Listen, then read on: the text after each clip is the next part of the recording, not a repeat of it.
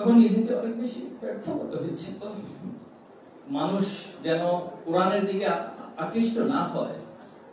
কোরআনের পাখি আমাদের নয়নের মণি আল্লামা সাইদি হুজুরকে তারা হত্যা করার জন্য ফাঁসির আদেশ দিয়েছিল।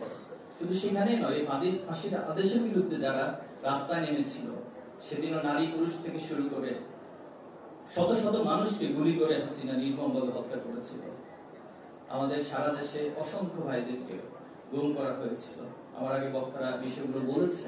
এখন পর্যন্ত ইসলামী ছাত্র শিবিরের 7 জন ভাইকে আমরা খুঁজে পাইনি। এই 7 জন ভাই কোথায় আছেন, কেমন আছেন, সে বিষয়গুলো আমরা জানি না।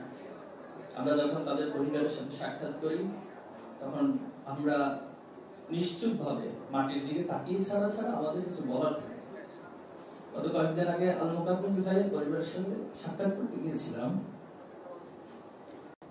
তার মা আমাকে বলতেন আবিষ্কৃত হয়েছে, অনেকে তো ফিরে আসছেন, আবার আল মুকাদ্দাস কি ফিরে আসবেন?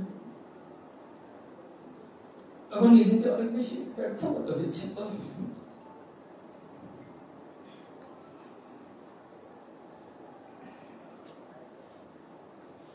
এবং বাংলাদেশের প্রতিটি ভূমিকৃত যারা ফিরে আসেন, সকলের পরিবারে এই চিন্তা এবং এই অবস্থা বিরাজ করছে।